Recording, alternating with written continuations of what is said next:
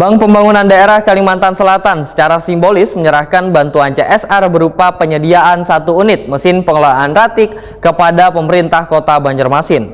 Bank Kalsel menyerahkan pula bantuan CSR sebesar lebih dari 1 miliar rupiah lebih. Uang dividen Bank Kalsel 2024 ke pemerintah Kota Banjarmasin sebesar lebih dari 15 miliar lebih yang diterima Wali Kota Banjarmasin.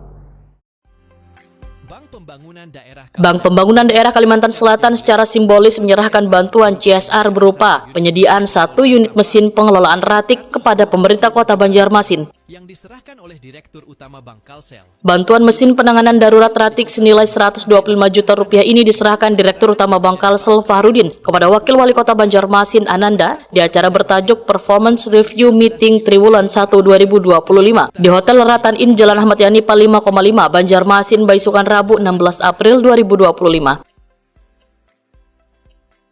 Bank Kalsel menyerahkan pula bantuan CSR sebesar 1 miliar rupiah lebih uang dividen Bank Kalsel 2024 ke pemerintah Kota Banjarmasin sebesar lebih dari 15 miliar rupiah yang diterima oleh Wali Kota Banjarmasin Muhammad Yamin. 25 juta rupiah yang diserahkan oleh Direktur Wali Kota Banjarmasin Muhammad Yamin menyatakan ucapan terima kasih kepada Bank Kalsel yang sudah membersamai wan mensupport pemerintah kota dalam permasalahan ratik. Bantuan seunit mesin pencacah ini nantinya akan dibawa ke TPAS Basiri Banjarmasin karena sangat bermanfaat gasan pemilahan ratik. 450 Muhammad Yamin berharap Bank Kalsel beserta jajarannya turut serta dalam mensosialisasikan pemilahan ratik matan rumah.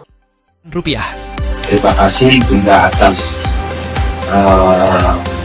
bantuan dari Bank Kalsel 1 unit mesin untuk pencacah. Harapannya itu kita bisa menjadikan satu alat yang dapat